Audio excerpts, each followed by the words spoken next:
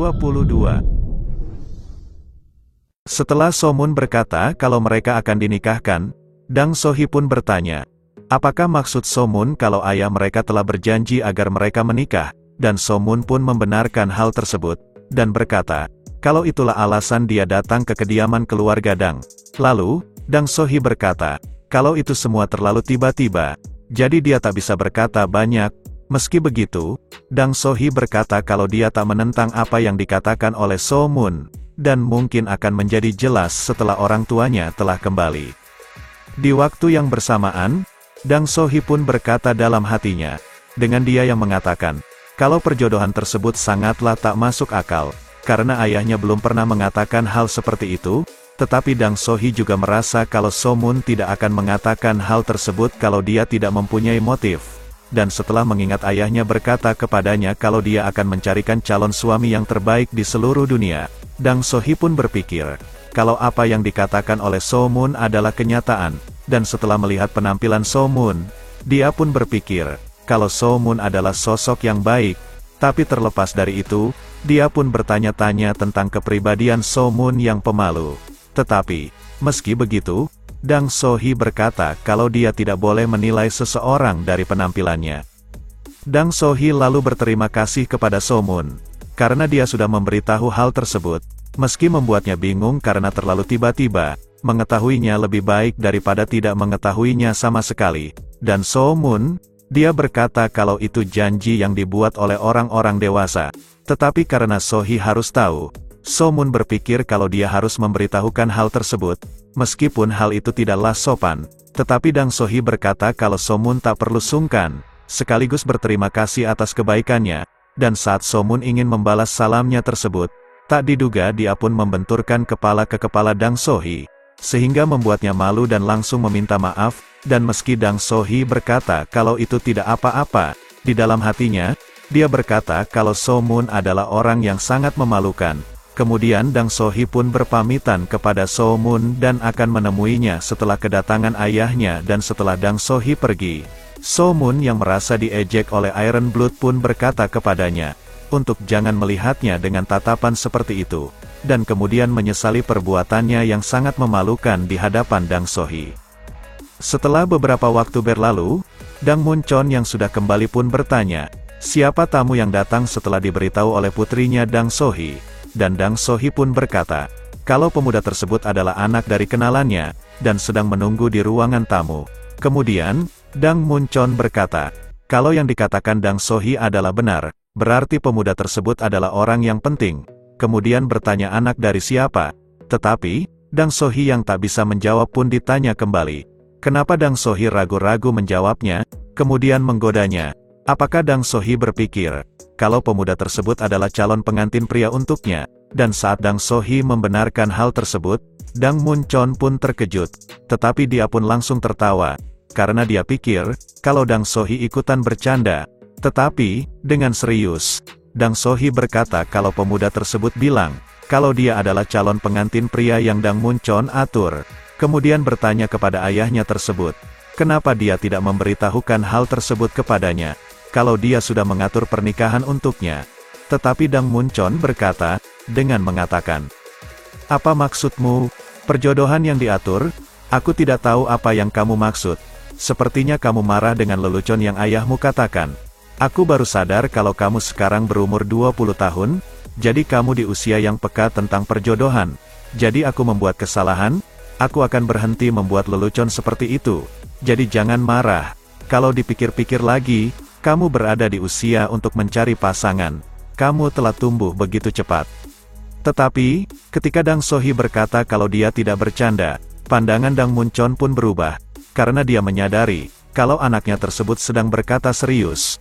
Kemudian Dang Muncon pun menyuruh anaknya tersebut untuk menceritakan semuanya. Setelah menceritakan semuanya kepada ayahnya tersebut, Dang Muncon pun berkata, kalau dia tidak mempunyai teman yang tinggal di Gunung Paektu. Kemudian Dang Sohi berkata, kalau dia tidak melihat kebohongan sedikit pun dari kata-kata yang Somun ucapkan. Lalu, Dang Muncon bertanya, kapan Somun masuk ke kediaman keluarga Dang? Dan Dang Sohi pun menjawab, kalau sudah sekitar 2 jam berlalu. Dang Muncon bertanya kembali, Apakah Somun tidak melakukan sesuatu yang mencurigakan setelah ia masuk? Dan Dang Sohi berkata, kalau untuk berjaga-jaga, dirinya meminta pengawas untuk memantau setiap pergerakan Somun. Tetapi sampai di detik itu, Somun tidak melakukan apa-apa, dan setelah mendengar itu, Dang Muncon pun berkata, dengan mengatakan, aku mengerti, tapi aku yakin kalau dia telah melakukan sesuatu. Dengarkan baik-baik. Pertama, aku belum berjanji pada siapapun untuk menjadi pengantin yang dijodohkan. Pria yang mengatakan dia pengantin priamu berbohong. Untuk berpikir dia tidak menunjukkan tanda-tanda penipuan. Dia mungkin salah mengira keluarga kita sebagai keluarga lain. Namun, nama keluarga kami terkenal untuk itu mungkin. Dan waktu kedatangannya mencurigakan. Keluar dari klan jalur cahaya yang penting. Diancang, Ami, Kinceng telah jatuh dan tersisa hanyalah keluarga kami. Tidakkah menurutmu agak mencurigakan dia muncul sekarang? Aku percaya dia mata-mata istana Pacheon. Dia mungkin tahu kalau bahwa aku sedang keluar dari istana. Tanpa aku, siapa yang akan memberi perintah tentang klaimnya? Kamu juga berpikir kalau dia mengatakan yang sebenarnya bukan. Namun, dia mungkin tidak menyangka aku akan tiba secepat ini. Dang Sohi yang mendengar pendapat dari ayahnya tentang Somun, dia pun merasa marah karena telah dibohongi. Namun saat akan menemui Somun, dia pun dihentikan oleh ayahnya tersebut, dan berkata kalau Dang Sohi jangan terburu-buru mengambil tindakan. Dan karena Somun belum tahu kalau dirinya sudah kembali, Dang Muncon berkata kalau mungkin Somun berpikir kalau dirinya aman karena penyamarannya belum terbongkar, dan daripada membunuhnya, Dang Muncon berkata kalau lebih penting untuk memanfaatkannya untuk mengetahui pergerakan musuh selanjutnya. Lalu, Dang Sohi bertanya, apa yang harus mereka lakukan? Dan Dang Muncon berkata, kalau dia bisa mengakhirinya tanpa perlawanan hanya dengan menggunakan teh atau alkohol, dan Dang Sohi pun menyetujui usulan dari ayahnya tersebut. Setelah beberapa saat, Somun pun tersadar dengan dia yang merasakan kepalanya yang sakit, dan saat melihat keadaannya, dia pun bertanya-tanya apa yang sudah terjadi, karena di sepengetahuannya, dia meyakini kalau dirinya sedang beristirahat di istana keluarga Dang, dan saat melihat ke arah bawah yang dilihatnya adalah Iron Blood yang sedang terkapar, Somun pun mencoba membangunkannya dengan cara memanggil Iron Blood, tetapi tak berselang lama, terdengar seseorang yang berkata kepada Somun, kalau akhirnya dirinya bangun juga. Somun yang melihat orang-orang tersebut di kegelapan, dia pun bertanya siapa mereka, namun yang ia dapatkan adalah pukulan telak di pipi kanannya, kemudian berlanjut ke tubuhnya yang lain. Lalu, salah satu dari mereka berkata kepada orang yang memukul Somun yang diketahui kalau dia adalah Dang Sohi, kalau bukankah akan merepotkan kalau dirinya membunuh Somun? Lalu di sisi Dang Sohi dia pun berkata kepada Somun, apakah dia tahu siapa dirinya? Dan Somun pun menjawab, kalau dia adalah Dang Sohi. Kemudian Somun pun bertanya, kenapa Dang Sohi melakukan hal tersebut? Tetapi Somun malah mendapatkan pukulan bertubi-tubi kembali, dan ketika Dang Sohi berkata kepada Somun kalau dirinya tidak akan bisa keluar dari tempat tersebut karena telah membohonginya dan keluarganya, Somun yang babak belur pun berkata, kalau dia tidak berbohong sama sekali, dan meyakinkan Dang Sohi kalau dia benar-benar pengantin prianya, dan Dang Sohi yang akan memukulnya kembali karena marah dengan ucapan yang Somun lontarkan, dia pun dihentikan oleh pria yang datang dengannya, dengan dia yang berkata, kalau dia akan menangani Somun mulai di detik itu. Kemudian, dia pun memperkenalkan dirinya, yang diketahui dia bernama Dang Ilgi, yang bertanggung jawab atas aula penegakan hukum keluarga Dang, yang mengatur hukum di keluarga tersebut. Tetapi tanggung jawab sebenarnya adalah berurusan dengan orang-orang seperti Somun. Somun bertanya, kenapa dia melakukan itu kepadanya, dan Dang Ilgi pun berkata, kurasa kamu akan terampil karena kami datang ke sini untuk mencoba menipu kita. Tetapi kamu jatuh pingsan karena beberapa Jun Zisan, kami bahkan menyiapkan obat khusus hanya untukmu. Aku tidak menyangka kau akan pingsan begitu saja. Dan setelah Somun mendengar itu, dia pun teringat di beberapa waktu yang lalu, kalau dia merasa pusing dan mengantuk ketika meminum alkohol, yang membuatnya tak sadarkan diri, dan saat Iron Blood berkicau, Dang Ilgi pun berkata, kalau peliharaan Somun sangat mengagumkan, karena ia berusaha melindungi Somun saat dia tak sadarkan diri, serta berhasil mendaratkan serangan tepat di lehernya. Somun pun bertanya, apa alasan Dang Ilgi melakukan hal tersebut? Apakah Dang Ilgi mencoba membatalkan pernikahan karena dirinya tak menyukai So-moon? Dan jika memang benar, So-moon berkata kalau dia akan senang hati mundur dari pernikahan tersebut. Tetapi ucapan tersebut membuat Dang So-hee merasa jengkel, dan berkata apakah So-moon ingin benar-benar mati. Dan di sisi Dang Ilgi, setelah dia tertawa mendengar perkataan So-moon, dia pun berkata, bukankah seharusnya So-moon memikirkan cara untuk keluar hidup-hidup daripada mengatakan kebohongan seperti itu? Dan So-moon pun berkata, apa yang Dang Ilgi maksud dengan kebohongan?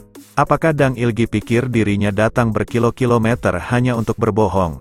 Kalau karena reputasi yang keluarga Dang miliki membuat pernikahan tersebut akan mencoreng reputasi keluarga Dang, karena melakukan pernikahan dengan seseorang yang sederhana seperti So-moon, So-moon berkata kalau dia akan pergi dan tak akan meminta pernikahan tersebut serta meminta mereka untuk melepaskannya. Dan tak diduga, Dang Munchon pun datang, dengan dia yang berkata, apa yang So-moon sarankan ketika dirinya mengatakan pernikahan, karena dirinya tidak pernah membuat janji seperti itu. Kemudian Dang Munchon pun meminta bukti kepada So-moon untuk membuktikan omongannya, tetapi So-moon yang terlanjur marah pun berkata, kalau dia tidak ingin berbicara dengan orang-orang seperti mereka yang membuang janji masa lalu mereka seperti sepatu tua yang kapanpun bisa dibuang. Dan Dang Munchon pun berkata kepada So-moon untuk berhati-hati dalam bicara, karena hidupnya tergantung dari apa yang So-moon katakan. Dan karena Dang Munchon tidak pernah membuat janji dengan ayahnya So-moon, dia pun bertanya kenapa So-moon mengatakan hal seperti itu. Dan So-moon pun berkata, kalau di sakunya ada benda yang menandakan keluarga Dang yang ditinggalkannya oleh almarhum ayahnya, dan menyuruhnya untuk mengambil benda tersebut, serta berkata kalau Dang Munchon menerima bantuan dari kakeknya di Gunung Paektu yang sehingga membuat janji untuk menikahkan keturunan mereka. Setelah mengambil giok yang ada di saku So-moon, Dang Munchon pun berkata, apakah So-moon berpikir kalau benda tersebut adalah tanda yang memverifikasi keluarga Dang, serta berkata, kalau dia belum pernah pergi ke Gunung Paektu, dan karena hal tersebut, Dang Munchon berkata kalau perjodohan yang So-moon katakan adalah hal yang tak mungkin, sehingga membuat So-moon menyadari, setelah mendengar perkataan Dang Munchon, ternyata kalau kakeknya sudah berbohong kepadanya. Di saat Dang Munchon bertanya tentang siapa sebenarnya So-moon, di sisi So-moon, dia berkata dalam hatinya, dengan dia yang berkata, sampai sekarang, aku telah melintasi padang rumput dan bekerja sebagai tukang, menangkis bandit, membantu keluarga Namgung dan ahli bertarung dari Istana Pacheon, sambil melarikan diri dari kematian berkali-kali. Tapi aku bisa menanggung semua itu karena aku sedang dalam perjalanan untuk bertemu pengantinku. Tapi tidak ada pengantin, dan sekarang aku dikurung seperti anjing dipukuli sampai mati. So-moon yang mengingat hal tersebut pun membuatnya tertawa, sehingga Dang Munchon yang melihat itu pun berkata kepada Dang Ilgi untuk menyiksa So-moon sampai dia mengatakan tujuannya dan dari mana dia berasal, dan Dang Ilgi pun mematuhi perintah tersebut. Dang Ilgi lalu berkata kepada So-moon, kalau dia tidak ingin menimbulkan rasa sakit padanya, dan sebelum semuanya menjadi buruk, So-moon diminta oleh Dang Ilgi untuk mengungkapkan semua kebenarannya. Kemudian ditanya, apakah So-moon berasal dari Istana Pacheon, atau Eng Jamun, atau juga dari gerbang neraka? Tetapi, So-moon yang tak menjawab pertanyaan tersebut pun ditanya kembali untuk memberikan satu kesempatan kepada So-moon untuk mengatakan kebenarannya. Tetapi, So-moon yang masih terdiam pun langsung kepalanya ditutup oleh kain hitam, dan setelah Dang Ilgi memakai sarung tangan besi, dia pun langsung memukul So-moon tepat di kepalanya, terus, dan terus, sehingga membuat So-moon tak sadarkan diri, dan darah pun berjatuhan dari penutup kain tersebut. Dan setelah melepaskan kain itu, Dang Ilgi pun menyiram So-moon dengan air untuk menyadarkannya kembali. Kemudian Dang Ilgi bertanya kepada So-moon apakah dirinya sudah ingin berbicara, dan So-moon pun berkata, jawaban apa yang diinginkan Dang Ilgi?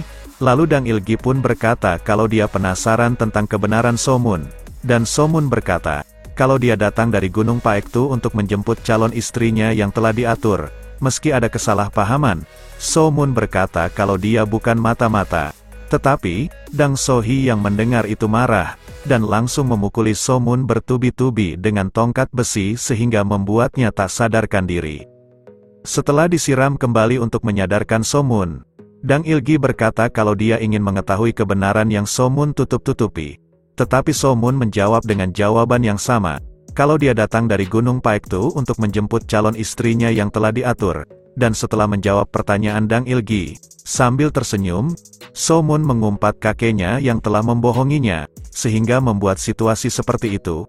Kemudian, Dang Ilgi, dengan tang yang ia bawa, dia pun mencabut satu kuku jari Somun, sehingga membuat Somun berteriak kesakitan. Kemudian mencabut kembali kuku-kuku jari Somun. Dan setelah itu, Dang Ilgi pun mengambil semangkuk garam, dan langsung memasukkan tangan Somun yang terluka karena sudah dicabut kuku-kuku jarinya, sehingga membuat Somun berteriak kesakitan, dan sambil menahan rasa sakit tersebut, Somun berkata, kalau tidak peduli seberapa serius kesalahannya, bagaimana mereka bisa melakukan hal sekeji itu kepada seseorang. Kemudian berkata, kalau Ahem Wang nama julukan dari Dang Chonho tidak seperti mereka, yang benar-benar bodoh dan pendendam. Dang Sohi yang mendengar itu pun bertanya, kenapa Somun tahu tentang kakeknya? Dan Somun pun berkata, kalau dia mempertaruhkan hidupnya berjuang di sisinya. Tetapi, Dang Sohi yang mendengar itu tak mempercayai apa yang dikatakan oleh Somun. Dan di sisi Dang Ilgi, dia yang tak punya cara lain untuk membuat Somun mengaku. Dia pun berkata kalau dia akan menggunakan pilihan terakhir. Kemudian memperlihatkan seekor serangga yang ada di toples, dan berkata, kalau dia akan memasukkan serangga tersebut ke tubuh Somun, dan setelah 2 jam, serangga tersebut akan bertelur di tubuh Somun, dan setelah itu, bayi-bayi dari serangga itu akan memakan Somun dari dalam. Dan meski Dang Sohi menyuruh Somun untuk mengatakan rahasia yang sebenarnya, Somun tetap menjawab dengan jawaban yang sama, karena memang dia bukanlah mata-mata dari istana Pacheon.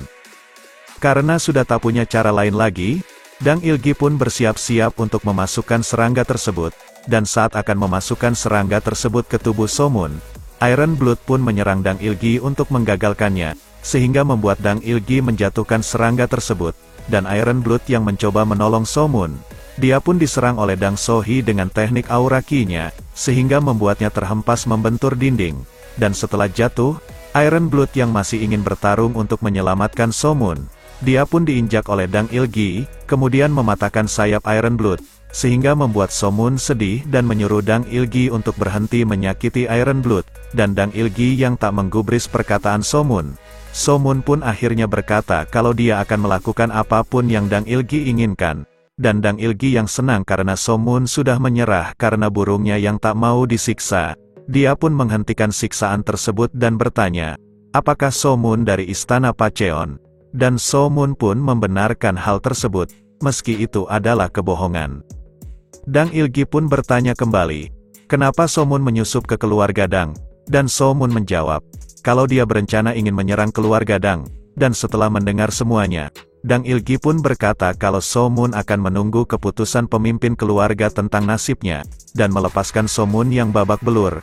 Namun, saat Somun mendekati Iron Blood yang tergeletak sambil meneteskan air matanya, Dang Sohi pun menghampirinya dan langsung menginjak Iron Blood, dan setelah berkata kalau dia tak akan membiarkan Iron Blood hidup setelah membuat luka di tangannya.